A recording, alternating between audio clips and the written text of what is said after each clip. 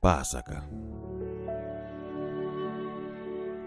Pavargęs, belakstydamas didelio miesto gatvėmis, atsisėdau ant suolelio, pasiuntiniams paskirto.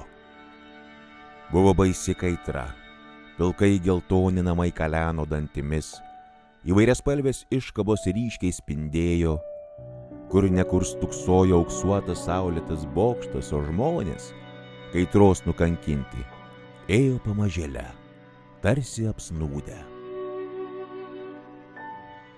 Kažkoks senas žmogus, netgi senelis, sunkiai vilkdamas kojas, lazda pasiramšiuodamas, sustojo kretančią galvą priešais mane ir ėmė atidžiai į mane žiūrėti. Jo akys buvo liūdnos, išblėsusios ir lyg be minties. Ant krūtinės kabojo virvutė, privarstyta visokio dydžio kryželių.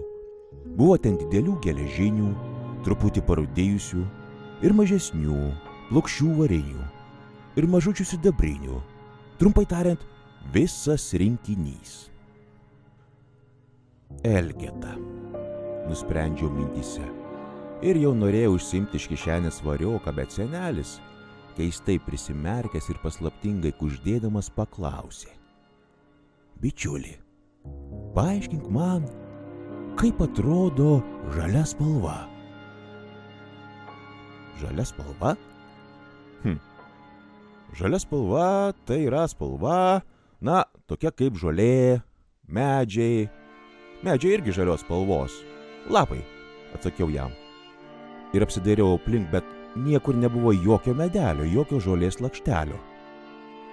Senas žmogus nusijuokė ir paėmė mane už sagos. Eikš su manim, bičiuli, jei nori. Aš skubu į tą kraštą. Pakeliui papasakosiu tau labai įdomių dalykų. O kai pakilęs ėjau su juo, senis pradėjo pasakoti.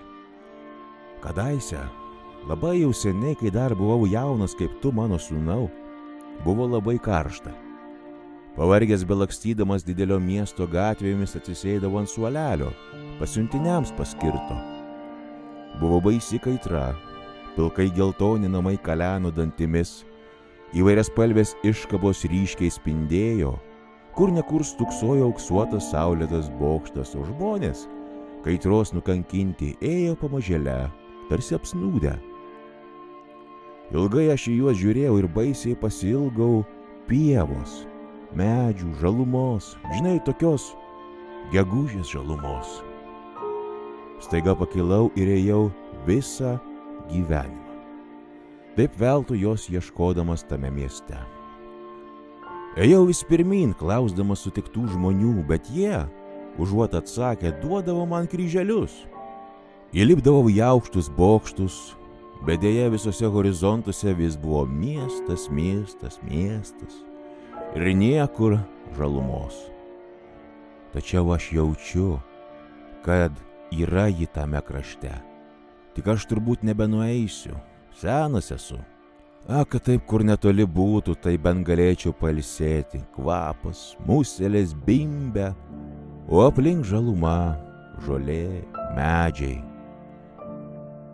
Žvilgtelėjau į senelį, jis šypsojosi kaip vaikas ir verkė.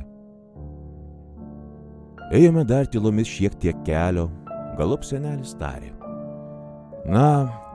man jau gana. Toliau nebegaliu, čia jau ir pasiliksiu.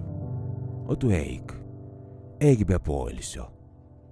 Iš anksto sakiau, kad kaitra nesibaigs, nakties tame kely nėra, tik amžina diena. Pakeliui kalbėk žmonėms apie pievas, apie medžius, tik jų nesiklausk, arba pasimk virvutę kryželiams verti.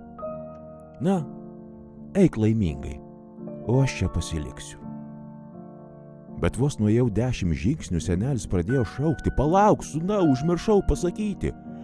Žvalgykis nuo aukštų bokštų, tai kelią pajusi. O jeigu bus dar labai toli ir senatvė tave užklups, tai ten vėl bus suolelis, pasiuntiniams paskirtas, o ant jo jaunų žmonių niekada netrūks. Dabar jau eik. Tai pasakė senelis Ir ėjau tolyn ir žvalgiausi nuo aukštų bokštų.